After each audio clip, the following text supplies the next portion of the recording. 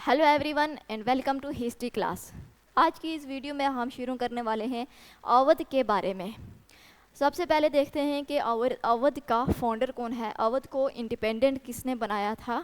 सादत खान बुरखानुल मुल्क ने। सादत खान बुरखानुल मुल्क ने ऑटोनोमस स्टेट एस्टेब्लिश की थी।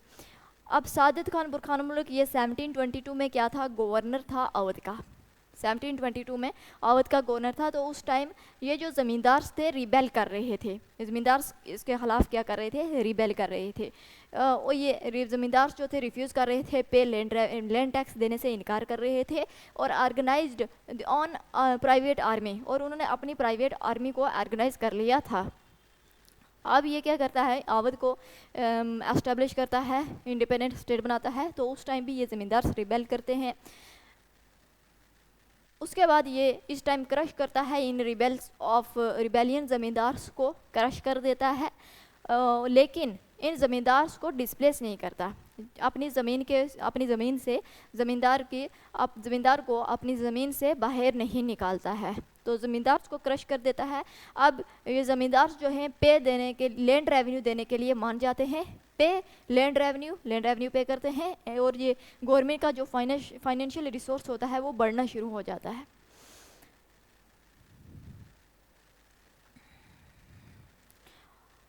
जो सादत खान है ये टॉलरेंट है towards other, between Hindu and Muslim.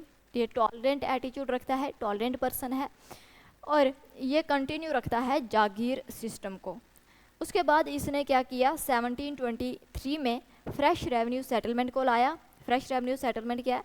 Levying equitable land revenue. Equitable land revenue लेना क्यों? ये क्यों लाया गया था फ्रेश रेवेन्यू सेटलमेंट को? प्रोटेक्ट करने के लिए from protecting from operation by big zamindars. Peasants के ऊपर जो ओप्रेस कर रहे थे, पीजेंट्स को जो एक्सप्लॉइट कर रहे थे बिग ज़मींदार्स, उनको प्रोटेक्ट करने के लिए इसने लाया था फ्रेश रेवेन्यू सेटलमेंट, जिसमें लेवी करना पड़ता था इक्विटेबल लैंड रेवेन्यू। इसके बाद सादत खान के बाद इसका सक्सेसर आता है सफदर जंग। सफदर जंग कौन है? हिज नेफ्यू। सफदर जंग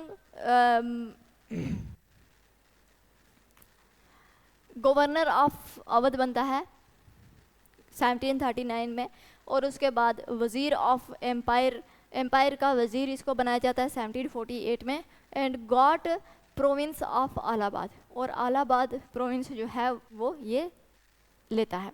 उसके बाद Safdar Jung gave long period peace to people of Awadh and Allahabad और अवध में ये लंबे अरसे तक क्या रखता है? पीस, शांति बनाए रखता है। और इसके बाद आएगा सफदर जंग।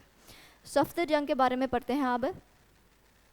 सफदर जंग का टाइम पीरियड क्या है? 1739 से 54 का टाइम पीरियड सफदर जंग का होता है। इसके बारे में पढ़ते हैं। ये क्या करता है? क्रश्ड रिबेलियन ज़मींदार्स को क्रश करता है। और दूसरे नंबर पर अलायंस विद मराठा के साथ अलायंस बना लेता है to protect from their invasion. Maratha के इन्वेजन से बचने के लिए। मराठा जो है वो बार बार अवध के ऊपर इन्वेड करते रहते हैं। तो सफदर जंग जो है ये क्या करता है?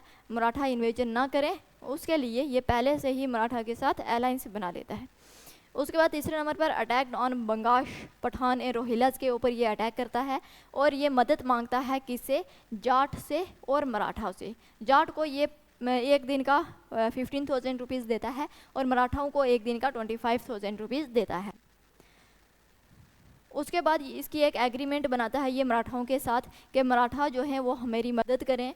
किसके लिए? जो मुग़ल एम्पायर अगेंस्ट अहमद शाह अब्दाली के ख़िलाफ़ लड़ने के लिए, और protect internal rebels, Indian Pathan and Rajput. ये इंटरनल रिबेल्स थे, ये इंडिया में ही रहते थे, इंडियन के थे। तो ये जो था अहमद शाह अब्दाली ये एक्सटर्नल रिबेल करता है, और इंडियन पठान्स और राजपूत ये इंटरनल रिबेल करते रहते हैं। इनसे बचने के लिए, और एक्सटर्नल रिबेल अहमद शाह अब्दाली से बचने के लिए ये मदद मांगता है मराठाओं की कि हम मुग़ल एम्पायर की मदद करें। तो मराठा जब ये एग्रीमेंट करता है तो इसके रिटर्न में मराठा मान जाते हैं, ठीक है हम तुम्हारी मदद करेंगे। उसके बदले मराठाओं को ये क्या देगा, उसके बदले इन रिटर्न पेशवा कौन, मराठा, पेड 50 लाख रुपीज़, पेशवा को मराठाओं को 50 लाख रुपीज़ दिया जाएगा। और साथ में ग्रांट चौथ ऑफ पंजाब सिंध, और चौथ दिया जाएगा पंजाब और सिंध का, और साथ में गवर्नर बना दिया जाएगा अजमेर और आगरा का।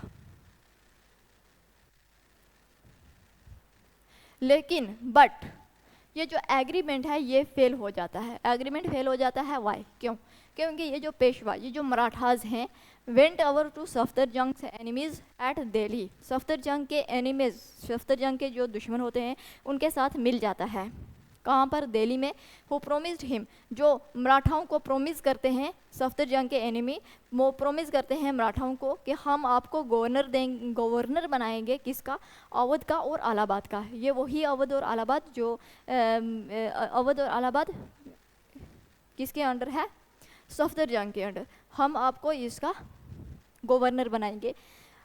और इसके बाद हम पढ़ेंगे शुजा-उद-दौला। इसके बाद कौन आता है, शुजा-उद-दौला। सफदरजंग के बाद कौन आता है, शुजा-उद-दौला। ये 1754 1775 ये टाइम पीरियड है।